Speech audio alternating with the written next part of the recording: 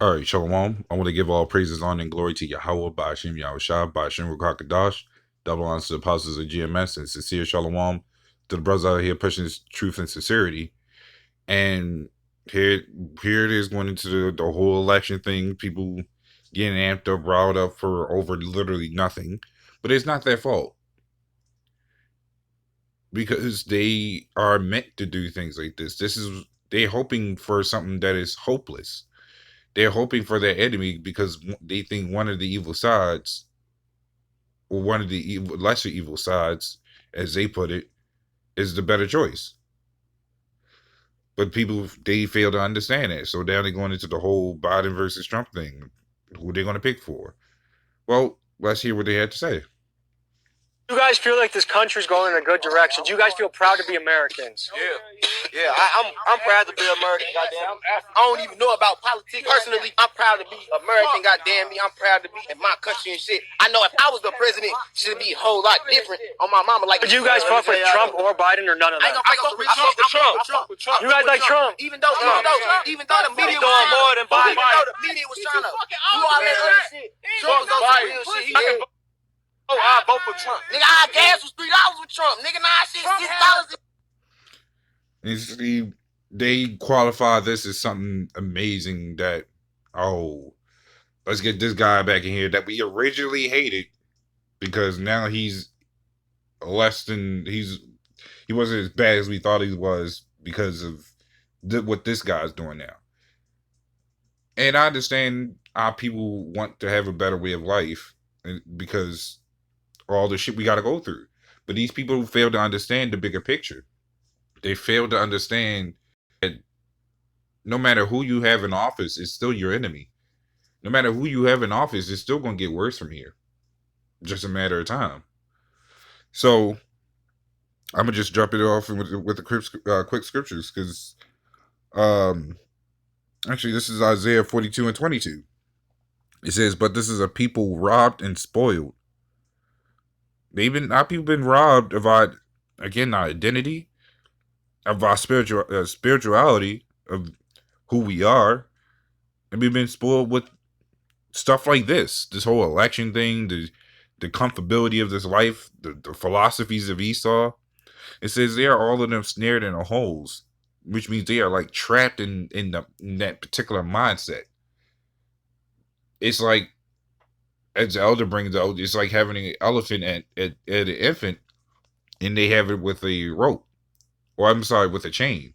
When it gets in, due to it being used to being chained up and not having to go anywhere, when the elephant gets bigger, they tie a rope around it. When it feels that snug, it's afraid to move. It's the same thing with these people. They are trapped in that hole. Their mindset is only be a proud American. Be proud of it's constantly ringing in their head, by the way. Be a proud American. Be a proud American. Love what America does. Love your weed, love your gangbanging, love your adultery and all this other stuff. But coming out of it, they fail to understand it. They fail to understand that whoever they put in office is still the enemy.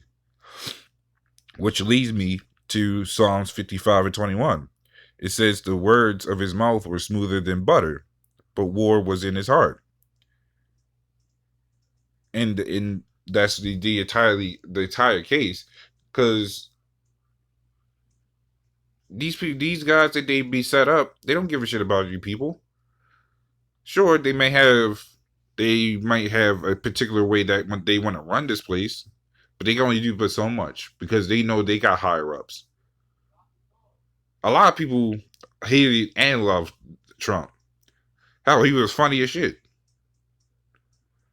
He was probably one of the most people that was trying to set this place back to what it was before. But again, he's got his limits. He can only do but so much. And some of the things that he's doing is because the higher ups allowed it. So what makes you think if they put him back in office, sure, they may lower the gas price, but then he's gonna come out with something else people don't like. How some of the stuff he was already doing in office, some of the things people didn't like. So this would technically be no difference. And they say this is amazing that you got people trying to want to have this place back to what it was, but people don't want to accept that this place or that this place is fucked up, that this place is wrong for a lot of things they do. You got a lot of our people complain about the stuff that goes on about things that's wrong, but then they're doing the same wrong things. They can turn around doing even worse things. These are people that so much about having their people or loving. Our people claim they love each other, but they're the same ones that hate each other. Meanwhile, these devils getting over on us because of our hatred towards each other, because they put them smooth words in there. They give an image of what Esau's people is and what our people want to be like far as them. And then a lot of our people can't attain that. So it frustrates our people. It gets them angry. They gotta live in ghettos. They gotta work even harder than what the average Edomite has to go through. And they fail to understand it. This is the last scripture. This is 2 Corinthians 4:18. It says, while we look not at things which are seen, but at the things which are not seen. For the things which are seen are temporal, which means temporary, but the things which are not seen are eternal. And that's the big difference. These people are looking at what the things that are seen that are temporary. We look at the things that are